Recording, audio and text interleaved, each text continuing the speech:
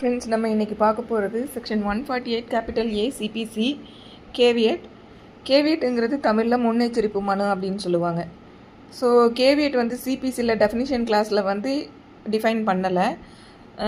But இதோட meaning என்னென்னா, இது வந்து ஒரு லர்டின் டேர்ம். ஸோ இதோட மீனிங் வந்து வார்னிங். லீகல் சென்ஸில் சொல்கிறது வந்தால் லீகல் வார்னிங் அப்படின்னு சொல்லலாம். அப்படி இல்லாட்டி பி அவேர் அப்படின்னு கூட சொல்லலாம். ஸோ இந்த கேவியட்டுக்கு பின்னாடி இருக்கக்கூடிய பிரின்சிபல் என்ன அப்படின்னு பார்த்தோன்னா, ஆடி ஆல்டரம் பார்ட்டம். ஸோ ஆடி ஆல்டரம் பார்த்தோம்னா நமக்கு என்னென்னு மீனிங் தெரிஞ்சிருக்கும். இது வந்து ஒரு நேச்சுரல் ஜஸ்டிஸ் பிரின்சிபல். ஸோ இதில் வந்து ஹியர் தி அதர் சைடு, இல்லைனா both side should be heard அப்படின்னு சொல்லுவாங்க. ஸோ ஒரு வழக்கில் வந்து இரு தரப்பினரையும் கேட்டு தான் அதில் வந்து ஒரு உத்தரவு வந்து பிறப்பிக்கப்படணும் அப்படிங்கிற ஒரு நேச்சுரல் ஜஸ்டிஸ் தான் ஆடி ஆல்டரம் பார்ட்டம். ஸோ இந்த பிரின்சிபலுக்கு பின்னாடி தான் இந்த கேவியட் வந்து ஃபங்க்ஷன் ஆகுது.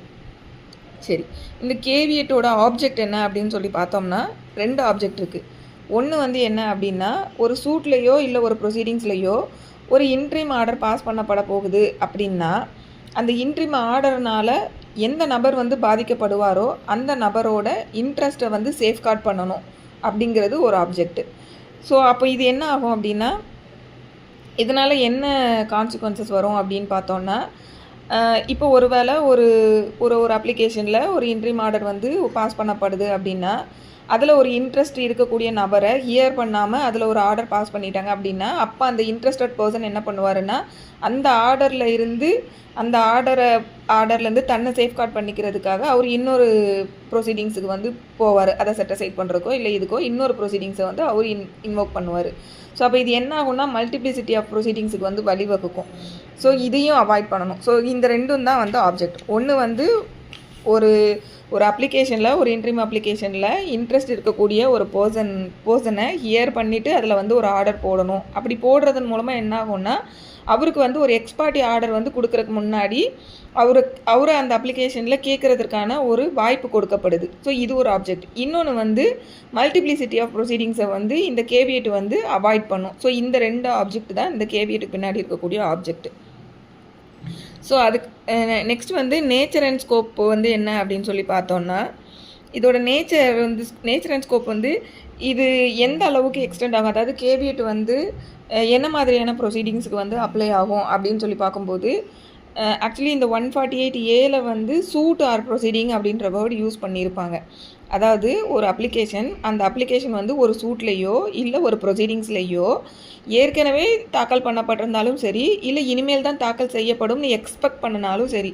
ஸோ இந்த ரெண்டு சிச்சுவேஷனில் எந்த சிச்சுவேஷன் இருந்தாலும் சரி, அந்த தாக்கல் பண்ணப்படக்கூடிய அந்த அப்ளிகேஷனால் ஒருத்தரோட இன்ட்ரெஸ்ட் வந்து பாதிக்கப்படும் அப்படின்னா, அதில் அப்பியர் ஆகிறதுக்கு எந்த பர்சனுக்கு ரைட் இருக்கோ அவங்க வந்து இந்த கேவியட் வந்து தாக்கல் பண்ணலாம். அப்போ இந்த சூட் ஆர் ப்ரொசீடிங்னு சொல்லும்போது, இனிஷியலாக வந்து இந்த 1976 இந்த கேவியட் வந்து நமக்கு சிபிசியில் இன்கார்பரேட் பண்ணப்படும் போது சில ஹைகோர்ட்ஸ் என்ன மாதிரியான வியூ எடுத்திருந்தாங்க அப்படின்னா, ஒரிஜினல் சூட்டில் மட்டும்தான் இந்த கேவியட் வந்து ஃபைல் பண்ண முடியும். அப்பீல் ஸ்டேஜ்லேயோ இல்லை செகண்ட் அப்பீல் ஸ்டேஜ்லேயோ இல்லை மற்ற வேறு சில ப்ரொசீடிங்ஸ்லேயோ வந்து இதை வந்து இன்வோக் பண்ண முடியாதுன்ற மாதிரியான வியூ ஸ்டாண்ட் எடுத்திருந்தாங்க. பட் வந்து 1966 Ramchandra versus state of Uttar Pradesh அப்படின்ற கேஸில் வந்து கோர்ட் வந்து இதில் என்ன அப்பல்டு பண்ணியிருப்பாங்க அப்படின்னா, இது வந்து ஒரிஜினல் சூட்டுக்கு மட்டும்தான் அப்ளை ஆகும் அப்படிங்கிறது கிடையாது. இந்த கேவியட்டோட ஸ்கோப் வந்து எதுக்கெல்லாம் எக்ஸ்டெண்ட் ஆகும்னா, அப்பீலுக்கு எக்ஸ்டெண்ட் ஆகும், second appeal and other proceedings including execution proceedings, இது எல்லாத்துக்குமே வந்து இது அப்ளை ஆகும். அதே போல் ப்ரொசீடிங்ஸ் வந்து சிவில் ப்ரொசீஜர் கோடுக்கு கீழே உள்ள ப்ரொசீடிங்ஸ்க்கு மட்டும் இல்லாமல் அதர் எனாக்ட்மெண்ட்ஸுக்கு கீழே வரக்கூடிய ப்ரொசீடிங்ஸுக்குமே வந்து இந்த கேவியட் வந்து அப்ளை ஆகும் அப்படின்னு சொல்லி இந்த ஜட்ஜ்மெண்ட்டில் சொல்லியிருப்பாங்க. ஸோ நெக்ஸ்ட்டு வந்து யார் வந்து கேவியட் அப்ளிகேஷன் வந்து ஃபைல் பண்ணலாம் அப்படின்னு சொல்லி பார்த்தோன்னா, கண்டிப்பாக வந்து ஒரு நெசசரி பார்ட்டி தான் வந்து கேவியட் அப்ளிகேஷன் ஃபைல் பண்ணணுமா அப்படிங்கிறது பார்த்தோன்னா அந்த மாதிரி கிடையாது. ஸோ கேவியட் அப்ளிகேஷன் வந்து யார் வேணும்னாலும் ஃபைல் பண்ணலாம். த கண்டிஷன் என்ன அப்படின்னா, ஒரு அப்ளிகேஷனில் வந்து அப்பியர் ஆகிறதுக்கான ரைட் வந்து அவருக்கு இருக்கணும். விச் மீன்ஸ் இந்த அப்ளிகேஷனில் வந்து ஒரு இன்ட்ரீம் ஆர்டர் பாஸ் பண்ணுறாங்கன்னா அதோட அஃபெக்டட் பார்ட்டி நானாக தான் இருப்பேன். அப்படிங்கும்போது கண்டிப்பாக அவங்களுக்கு அந்த அப்ளிகேஷனில் அப்பியர் ஆகக்கூடிய ரைட் வருது. ஸோ அந்த மாதிரி பர்சன்ஸ் வந்து கேவியட் அப்ளிகேஷன் வந்து ஃபைல் பண்ணலாம். ஸோ அதுதான் டேர்ம் என்னென்னா, he must be a person claiming a right to appear before the court on the hearing of the application. So ஒரு பர்சனுக்கு ரைட் டு அப்பியர் இருக்கணும். அந்த ரைட் டு அப்பியர் எனக்கு இருக்குதுன்னு கிளைம் பண்ணக்கூடிய பர்சன் அந்த அப்ளிகேஷனை ஹியர் பண்ணும்போது எனக்கு அதில் அப்பியர் ஆகிறதுக்கான ரைட் இருக்குது அப்படின்னு கிளைம் பண்ணக்கூடிய எந்த பர்சன் வேணும்னாலும் கேவியட் அப்ளிகேஷன் வந்து ஃபைல் பண்ணலாம். ஸோ அதனால் இவங்க வந்து நெசசரி பார்ட்டியாக இருக்கணுன்ற அவசியம் கிடையாது. அவங்க ப்ராப்பர் பார்ட்டியாக இருந்தால் கூட கேஸ் வந்து இந்த கேவியட் அப்ளிகேஷன் வந்து ஃபைல் பண்ணிக்கலாம். அதே போல் ஒரு பார்ட்டி வந்து கேவியட் அப்ளிகேஷன் வந்து ஒரு பர்சன் ஃபைல் பண்ணியிருக்காங்க அப்படின்ற காரணத்தினாலேயே அவங்கள கண்டிப்பாக பார்ட்டி டு தி சூட்டாக இருக்கணுமானா அதுவும் அவசியம் கிடையாது. நான் முதல்ல சொன்ன மாதிரி இனிமேல் தான் ஒரு கேஸ் ஃபைல் பண்ணப்பட போகுது, இனிமேல் தான் ஒரு ப்ரொசீடிங்ஸ் இனிஷியேட் பண்ண போகிறாங்க, இல்லை ஒரு சூட் இனிஷியேட் பண்ண போகிறாங்க அப்படின்னு ஃப்யூச்சரில் தான் நடக்க போகுதுன்னு இருந்தால் கூட அதில் வந்து இந்த கேஸ் வந்து ஃப்யூச்சரில் ஃபைல் பண்ணப்படலாம். ஆனால் அது எனக்கு எதிராக அதில் வந்து ஒரு இன்ட்ரீம் ஆர்டர் வாங்குறதுக்கான வாய்ப்பு இருக்குது அப்படின்னு நினைக்கக்கூடிய பர்சன் கூட கேவியட் அப்ளிகேஷன் ஃபைல் பண்ணலான்றது பார்த்தோம். ஸோ அப்போது ஒருத்தர் வந்து ஒரு கேவியட் அப்ளிகேஷன் வந்து இது மாதிரி கேஸ் வந்து ஃபைல் பண்ணப்படலாம்னு எக்ஸ்பெக்ட் பண்ணி ஒருத்தர் ஒரு கேவியட் அப்ளிகேஷன் முன்னாடியே ஃபைல் பண்ணுறாரு. அப்படிங்கும்போது இந்த கேவியட் அப்ளிகேஷன் ஃபைல் பண்ணியிருக்கிறதுனாலேயே அவரை கண்டிப்பாக பார்ட்டியாக சேர்க்கணுமா அப்படின்னா அப்படி அவசியம் கிடையாது. ஸோ யாரெல்லாம் பார்ட்டியாக சேர்க்கணுன்றது பிளெயின்டிஃபோட விருப்பம். ஸோ அவர் வந்து பிளெயின்டிஃபை வந்து நம்ம இன்சிஸ்ட் பண்ண முடியாது, நீங்கள் இவங்கள தான் கண்டிப்பாக பார்ட்டியாக சேர்க்கணும், ஏன்னா இவர் கேவியட் ஃபைல் பண்ணியிருக்கிறதுனால இவரை கண்டிப்பாக நீங்கள் பார்ட்டியாக சேர்த்துருக்கணும்னு நம்ம இன்சிஸ்ட் பண்ண முடியாது. அதே போல் ஏற்கனவே பெண்டிங்கில் இருக்கக்கூடிய கேஸஸில் கேவியட் ஃபைல் பண்ணினாலும் நான் கேவியட் ஃபைல் பண்ணிட்டதுனாலேயே என்னை பார்ட்டியாக நீங்கள் ட்ரீட் பண்ணணும் அப்படின்னு சொல்லி அவங்க கிளைம் பண்ண முடியாது. ஸோ ஒருவேளை as a matter of right அப்படி எடுத்துக்கணும் என்னை ட்ரீட் பண்ணணும்னு கேட்க முடியாது. பட் ஒருவேளை அவங்க அதில் பார்ட்டியாக சேரணும்னு விருப்பப்படுறாங்கன்னா அவங்க தனியாக இம்ப்ளீடிங் அப்ளிகேஷன் போட்டு அந்த ப்ரொசீஜர் மூலமாக அவங்க இம்ப்ளீட் பண்ணிக்கலாம் தன்னை. சரி, அப்போ யார் வந்து கேவியட் அப்ளிகேஷன் போட முடியாது அப்படின்னு பார்த்தோன்னா Stranger to the proceedings, totally stranger to the proceedings வந்து கேவியட் வந்து தாக்கல் பண்ண முடியாது. அதாவது அந்த வழக்குக்கு சுத்தமும் சம்மந்தமே இல்லாத ஒரு பர்சன், அப்படி இல்லாட்டி அந்த வழக்கில் கொடுக்கப்படக்கூடிய ஒரு இன்ட்ரீம் ஆர்டரில் வந்து இவருக்கு எந்த விதமான பாதிப்பும் வரப்போகிறது கிடையாது, அந்த ஆர்டரில் இவருக்கு எந்த இன்ட்ரெஸ்ட்டும் இல்லை, இவருக்கு இவரோட இன்ட்ரெஸ்ட்டை சேஃப்கார்ட் பண்ணுற மாதிரியான எந்த விதமான ஒரு இவருக்கு எதிரான எந்த விதமான ஒரு இதுவும் அந்த ஆர்டரில் இல்லை அப்படின்னா அது மாதிரியான பர்சன்ஸ் வந்து totally stranger to the suit or ப்ரொசீடிங்ஸாக இருப்பாங்க. ஸோ அவங்க வந்து கேவியட் வந்து ஃபைல் பண்ண முடியாது. அதே போல் ஒரு அப்ளிகேஷன் ஃபைல் பண்ணப்படுதுன்னா அந்த அப்ளிகேஷனை சப்போர்ட் பண்ணுறவங்க கேவியட் வந்து ஃபைல் பண்ண முடியாது. ஸோ இவங்க 2 பேரும் தான் கேவியட் ஃபைல் பண்ண முடியும். ஏன்னா இந்த அப்ளிகேஷனில் அஃபெக்ட் ஆகக்கூடிய பர்சனுக்கு தான் வந்து இந்த கேவியட் ஃபைல் பண்ணுறதுக்கான ரைட் இருக்குது. ஸோ அந்த அப்ளிகேஷனை போய் சப்போர்ட் பண்ணுறவங்க கேவியட் வந்து ஃபைல் பண்ண முடியாது.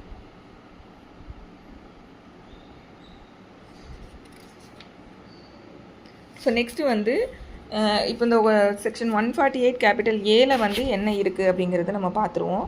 இதில் மொத்தம் வந்து 5 சப்செக்ஷன் இருக்குது. 148 கேபிட்டல் ஏல வந்து டைட்டில் என்ன கொடுத்துருக்காங்கன்னா right to lodge a caveat அப்படின்னு சொல்லி கொடுத்துருக்காங்க. ஸோ சப்கிளாஸ் 1ல் where an application is expected to be made or has been made in a suit or proceeding instituted or about to be instituted in a court, any person claiming a right to appear before the court on the hearing of such application may lodge a caveat in respect thereof அப்படின்னு சொல்கிறாங்க. So இதுதான் first வந்து என்ன சொல்கிறாங்கன்னா எந்த பர்சனுக்கு right to appear before the court இருக்கோ அவர் வந்து கேவியட் அப்ளிகேஷன் வந்து ஃபைல் பண்ணலாம். ஸோ கண்டிஷன் என்னென்னா அது வந்து ஒரு சூட்டாக இருக்கலாம், இல்லை ப்ரொசீடிங்காக இருக்கலாம், அது ஏற்கனவே தாக்கல் பண்ணப்பட்ட சூட் ஆர் ப்ரொசீடிங்காக இருக்கலாம், இல்லை இனிமேல் தான் சூட் ஆர் ப்ரொசீடிங்ஸ் வந்து தாக்கல் பண்ணப்படலாம் அப்படின்னு எக்ஸ்பெக்ட் பண்ணக்கூடிய ஒரு ப்ரொசீடிங்காக கூட இருக்கலாம். அந்த மாதிரி இருக்கும்போது யாருக்கெல்லாம் ரைட் டு அப்பியர் அந்த ரைட் இருக்கோ அவங்க வந்து இந்த கேவியட் அப்ளிகேஷன் வந்து ஃபைல் பண்ணலாம். சப்கிளாஸ் 2ல் where a caveat has been lodged under subsection 1, the person by whom the caveat has been lodged, hereinafter referred to as the caveator, shall serve a notice of the caveat by registered post, acknowledgement due on the person by whom the application has been or is expected to be made under subsection 1. So இது வந்து கேவியட்டாரோட டியூட்டியாக சொல்கிறாங்க subclass 2ல். So கேவியட்டாரோட duty என்ன அப்படின்னா யார் வந்து இந்த caveat application file பண்ணுறாங்களோ அவரை தான் கேவியட்டார்னு சொல்கிறோம். ஸோ அவர் இந்த கேவியட் அப்ளிகேஷன் ஃபைல் பண்ணும்போது அவர் என்ன பண்ணணும்னா அவர் ஃபைல் பண்ணக்கூடிய அந்த கேவியட் பெட்டிஷன் வந்து யார் தனக்கு எதிராக வந்து ஒரு அப்ளிகேஷன் ஃபைல் பண்ணுவாங்கன்னு எதிர்பார்க்குறாரோ, இல்லை ஏற்கனவே யார் இவருக்கு எதிராக ஒரு அப்ளிகேஷன் ஃபைல் பண்ணியிருக்காங்களோ அவங்களுக்கு இந்த கேவியட் பெட்டிஷனோட காப்பியை ரெஜிஸ்டர்டு போஸ்ட்டில் வந்து அனுப்பணும் அப்படின்னு சொல்லக்கூடியது இந்த சப்கிளாஸ் 2. ஸோ நெக்ஸ்ட்டு வந்து subclass 3ல where after a caveat has been lodged under subsection 1, any application is filed in any suit or proceeding, the court shall serve a notice of the application on the caveator. சரி, இப்போ வந்து கேவியட்டை வந்து lodge பண்ணிட்டாங்க. கேவியட்டர் வந்து caveat lodge பண்ணிட்டாரு. இப்போ ஏதாவது ஒரு அப்ளிகேஷன் வந்து கோர்ட்டில் ஃபைல் பண்ணப்படுது அப்படின்னு சொல்லும்போது அந்த கோர்ட் என்ன பண்ணணும் அப்படின்னா, இந்த கேவியட்டாருக்கு கண்டிப்பாக அந்த அப்ளிகேஷனோட நோட்டீஸ் வந்து கோர்ட் வந்து கேவியட்டாருக்கு கொடுக்கணும் அப்படின்னு சொல்லக்கூடியது இந்த சப்கிளாஸ் 3. ஸோ நெக்ஸ்ட்டு வந்து subclass 4, where a notice of any caveat has been served on the applicant, he shall forthwith furnish the caveator at the caveator's expense with a copy of the application made by him and also with the copies of any paper or document which has been or may be filed by him in support of the application. So இது என்ன அப்படின்னா, அந்த application கோர்ட்டில் file பண்ணுறாரு இல்லையா, அவரோட duty இது.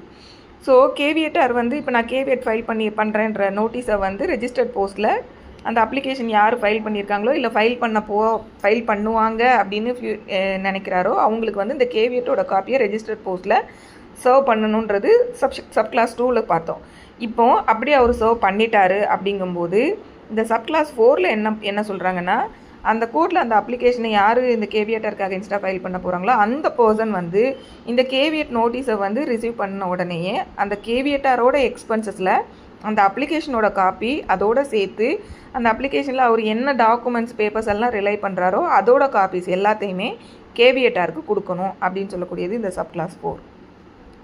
Next subclass 5, where a caveat has been lodged under subsection 1, such caveat shall not remain in force after the expiry of 90 days from the date on which it was lodged, unless the application referred to in subsection 1 has been made before the expiry of the said period அப்படின்னு சொல்கிறாங்க.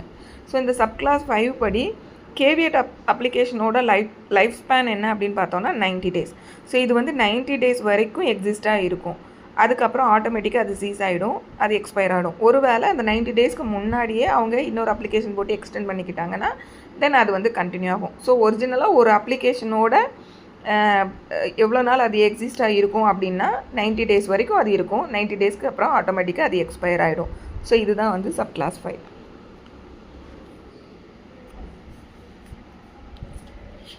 சரி, இப்போ நம்ம so இப்போ இவ்வளோ நேரம் இந்த 148 capital ஏயை வந்து பார்க்கும்போது இந்த கேவியட்டாருக்கு ஒரு சில டியூட்டிஸ் வந்து சொல்லியிருக்காங்க. அதே போல் அப்ளிகேஷன் ஃபைல் பண்ணக்கூடிய அந்த பர்சனுக்கு ஒரு சில டியூட்டிஸ், கோர்ட்டுக்கு ஒரு சில டியூட்டிஸ் வந்து சொல்லியிருக்காங்க. ஸோ இப்போ கோர்ட் வந்து இப்போ சப்கிளாஸ் 3ல் வந்து இந்த கோர்ட் வந்து கேவியட் லாட்ஜ்டு அப்படின்னா கோர்ட் வந்து ஒரு அப்ளிகேஷன் வந்து ஃபைல் பண்ணப்படும் போது அந்த கேவியட்டாருக்கு வந்து நோட்டீஸ் கொடுக்கணும்னு சொல்கிறாங்க. சரி, இந்த நோட்டீஸ்னால் அப்போ என்ன அப்படின்னு சொல்லி பார்த்தோன்னா, நோட்டீஸுன்றது நமக்கு சிபிசியில் எங்கேயுமே டிஃபைன் பண்ணப்படலை. சரி, அப்போ இங்கே வந்து இந்த நோட்டீஸ் ஆஃப் அப்ளிகேஷன் அப்படிங்கும்போது கோர்ட் வந்து அதில் எதெல்லாம் கன்சிடர் பண்ணி அந்த நோட்டீஸ் கொடுக்கணும் அப்படின்னா, கோர்ட் வந்து இந்த கேவியட்டாருக்கு அவர் வந்து அந்த அந்த அந்த அப்ளிகேஷனில் அப்பியர் ஆகி அவரோட அப்ஜெக்ஷனை சொல்கிற அளவுக்கு ஒரு சஃபிஷியன்ட் டைம் இருக்கிற மாதிரி அந்த நோட்டீஸை வந்து கொடுக்கணும். ஸோ டைமே கொடுக்காம வெறுமன நோட்டீஸ் மட்டும் இஷ்யூ பண்ணுறது வந்து பிரயோஜனம் கிடையாது. ஸோ இது வந்து அவருக்கு இந்த மாதிரி ஒரு அப்ளிகேஷன் தாக்கல் பண்ணியிருக்காங்க, இதில் வந்து நீங்கள் அப்பியர் ஆகி உங்களோட அப்ஜெக்ஷன் என்ன இருக்கோ அதை சொல்லுங்கள் அப்படின்னு சொல்லி அவர் அந்த அப்ஜெக்ஷனை சொல்கிறதுக்கான ஒரு சஃபிஷியன்ட் டைம் இருக்கிற மாதிரி எனேபிள் பண்ணுற மாதிரியான ஒரு டைம் கொடுத்து நோட்டீஸ் வந்து கோர்ட் வந்து கொடுக்கணும். இது ஒன்று. நெக்ஸ்ட்டு வந்து கோர்ட் மட்டும் நோட்டீஸ் கொடுத்தா பத்தாது. இந்த அப்ளிகேஷனை வந்து யார் இந்த கேவியட்டாருக்கு அகேன்ஸ்டாக அப்ளிகேஷன் ஃபைல் பண்ணுறாங்களோ அவங்க வந்து கேவியட் நோட்டீஸ் ரிசீவ் பண்ணணுன்னே கேவியட்டாருக்கு அந்த அப்ளிகேஷனோட காப்பி அதே போல் மற்ற டாக்குமெண்ட்ஸ் எல்லாத்தையும் சர்வ் பண்ணணும்னு சொல்கிறாங்க. ஒருவேளை இந்த கேவியட்டாருக்கு இந்த அப்ளிகேஷன் போடக்கூடிய அந்த அப்ளிகண்ட் வந்து நோட்டீஸ் கொடுக்கும்போது அதை கேவியட்டார் வாங்காமல் விட்டுட்டா கூட கோர்ட் வந்து கண்டிப்பாக சப்கிளாஸ் 3க்கு கீழே கோர்ட்டு கண்டிப்பாக அந்த நோட்டீஸை வந்து கொடுக்கணும். ஸோ அப்ளிகண்ட்டோட நோட்டீஸை வந்து கேவியட்டார் வாங்கலை, அதனால் கோர்ட் வந்து நோட்டீஸ் கொடுக்க தேவையில்லை, அந்த மாதிரி நம்ம எடுக்க முடியாது. ஸோ கோர்ட்டோட டியூட்டி கண்டிப்பாக கோர்ட் வந்து கேவியட் லாட்ஜ் பண்ணியிருக்காங்கன்னா கண்டிப்பாக கோர்ட் நோட்டீஸ் கொடுக்கணும். அதே போல் ஒரு அப்ளிகேஷனை தாக்கல் பண்ணுறவர் கேவியட் வந்து நோட்டீஸ் ரிசீவ் பண்ணியிருக்காருன்னா அவரும் நோட்டீஸ் கொடுக்கணும்.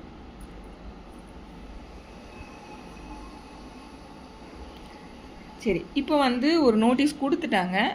ஆனால் கேவியட்டார் வந்து அந்த ஹியரிங் டேட்டில் வந்து கோர்ட்டில் அப்பியர் ஆகலை, அவங்களோட அப்ஜெக்ஷன் என்னன்றதை சொல்லலை அப்படின்னா கோர்ட் என்ன பண்ணலான்னா கோர்ட் வந்து ஃபர்தராக ப்ரொசீட் பண்ணலாம். அந்த மாதிரி ஃபர்தராக ப்ரொசீட் பண்ணும்போது இந்த அப்ளிகண்ட்டுக்கு வந்து பிரைமா ஃபேசி கேஸ் வந்து இருக்குது, மேட் அவுட் ஆகுது அப்படின்ற பட்சத்தில் ஆட் இன்ட்ரிம் ரிலீஃப் கூட கோர்ட்டு கொடுக்கலாம். அதாவது கேவியட்டாருக்கு நோட்டீஸ் கொடுத்தும் அந்த கன்சர்ன் ஹியரிங் டேட்டில் கேவியட்டார் வந்து கோர்ட்டில் அப்பியர் ஆகாமல் இருக்கிறாருன்ற பட்சத்தில் இந்த அப்ளிகண்ட்டுக்கு வந்து பிரைமா ஃபேசி கேஸ் வந்து மேட் அவுட் ஆகுது இருக்குது அப்படிங்கிறத அப்ளிகண்ட்டை கோர்ட்டில் எஸ்டாப்ளிஷ் பண்ணுறாருன்னா கோர்ட் வந்து ஆட் இன்ட்ரிம் ஆர்டர் கூட கொடுக்கலாம் அப்படின்றது நம்ம இதில் புரிஞ்சுக்கலாம். நெக்ஸ்ட்டு வந்து ஒருவேளை கோர்ட் வந்து நோட்டீஸே கொடுக்கல, இல்லை இந்த அப்ளிகண்ட் வந்து நோட்டீஸே கொடுக்கல, அதாவது கேவியட்டாருக்கு வந்து கேவியட் லாட்ஜ் பண்ணிட்டாரு, ஆனால் அவங்களுக்கு நோட்டீஸே வந்து கொடுக்கவே இல்லை, அப்படி இருந்து ஒரு ஆர்டர் வந்து கோர்ட்டு பாஸ் பண்ணிருச்சு அப்படின்ற பட்சத்தில் அந்த ஆர்டரோட வேலிடிட்டி என்ன அப்படின்னு சொல்லி பார்த்தோன்னா அந்த ஆர்டரோட வேலிடிட்டி வந்து அது ஆப்ரேட் ஆகும். எது வரைக்கும் ஆப்ரேட் ஆகும் அப்படின்னா அந்த ஆர்டரை செட் அசைட் பண்ணுற வரைக்கும் ஆப்ரேட் ஆகும். அதாவது கோர்ட் இந்த 148 வந்து கோர்ட்டையும் அந்த அப்ளிகண்ட்டையும் வந்து டைரக்ட் பண்ணுது. என்ன டைரக்ட் பண்ணுறாங்கன்னா நோட்டீஸ் கண்டிப்பாக கொடுக்கணும்னு சொல்லிட்டு டைரக்ட் பண்ணுது. அப்படி இருந்தும் கூட ஒருவேளை நோட்டீஸ் கொடுக்காமலே ஆர்டர் பாஸ் பண்ணிட்டாங்கன்றதுனால அந்த ஆர்டரோட எஃபெக்ட் என்ன அப்படின்னு பார்க்கும்போது கோர்ட்டுக்கு வந்து ஜூரிஸ்டிக்ஷனே இல்லாமல் அந்த ஆர்டர் கொடுத்துட்டாங்க அப்படின்னு அதை கன்சிடர் பண்ண முடியாது. அதாவது ஃபண்டமெண்டலான ஒரு விஷயம் என்னென்னா ஒரு கோர்ட்டுக்கு வந்து ஒரு விஷயத்த செய்கிறதுக்கான ஜூரிஸ்டிக்ஷனே இல்லை அப்படிங்கும்போது அந்த மாதிரி இடத்துல கோர்ட் விஷயத்த செஞ்சாங்கன்னா அந்த ஆர்டர் வந்து நல் அண்ட் வாய்டாக ட்ரீட் பண்ணப்படும். இப்போ ஃபார் எக்ஸாம்பிள் ஒரு ஸ்பெஷல் கோர்ட் இருக்குதுன்னு வச்சுக்கிறோம். இப்போ ஃபார் எக்ஸாம்பிள் ஒரு ஃபேமிலி கோர்ட். இந்த ஃபேமிலி கோர்ட்டுக்கு வந்து சிவிலில் ஒரு கன்சூமர் கேஸை வந்து கன்சூமர் மேட்டரில் வந்து ஆர்டர் போடுறதுக்கு இந்த ஃபேமிலி கோர்ட்டுக்கு வந்து காம்பிடன்சி கிடையாது, ஜூரிஸ்டிக்ஷன் கிடையாது. பட் ஒரு ஃபேமிலி கோர்ட் வந்து அந்த மாதிரி ஒரு கன்சூமர் மேட்டரில் வந்து ஆர்டர் போடுறாங்கன்னா அந்த ஆர்டர் வந்து நல்லிட்டின்னு சொல்லுவாங்க. ஏன்னா அந்த கோர்ட்டுக்கு ஜூரிஸ்டிக்ஷனே இல்லை, ஸோ அது நல்லிட்டி அந்த ஆர்டர். பட் இங்கே வந்து அந்த மாதிரி நோட்டீஸ் கொடுக்காம கேவியட்டில் வந்து ஒரு கேவியட்டாருக்கு வந்து நோட்டீஸ் கொடுக்காம கோர்ட் வந்து ஒரு ஆர்டர் பாஸ் பண்ணிட்டாங்கன்னா அந்த ஆர்டரை வந்து நம்ம முதல்ல பார்த்த மாதிரி நல்லிட்டியாக ட்ரீட் பண்ணப்படணுமானா அது நல்லிட்டி கிடையாது, அது வந்து ஆப்ரேட் ஆகும். அந்த ஆர்டர் வந்து ஆப்ரேட் ஆகும். எது வரைக்கும் ஆப்ரேட் ஆகும்னா இந்த கன்சர்ன் கேவியட்டார் வந்து நான் கேவியட் ஃபைல் பண்ணியிருந்தேன், எனக்கு வந்து கோர்ட்டில் அப்பியர் ஆகி என்னோடய அப்ஜெக்ஷனை வந்து சொல்கிறதுக்கு என்னை ஹியர் பண்ணாமலே ஆர்டர் கொடுத்துட்டாங்க, ஸோ அதை செட்டசைட் பண்ணணும்னு சொல்லி அவர் வந்து இப்போ பெட்டிஷன் போட்டு அதை செட்டசைட் பண்ணுற வரைக்கும் அந்த ஆர்டர் வந்து ஆப்ரேட் ஆகும். ஸோ அது வந்து கோர்ட் வந்து ஜூரிஸ்டிக்ஷனே இல்லாமல் ஒரு ஆர்டர் கொடுத்துட்டாங்க அப்படின்ற ஸ்டாண்டில் அந்த ஆர்டர் நல்லிட்டி ஆகாது, செட்டசைட் ஆகிற வரைக்கும் இது வந்து ஆப்ரேட் ஆகும் அந்த ஆர்டர் அப்படிங்கிறத நம்ம இதில் புரிஞ்சுக்கணும்.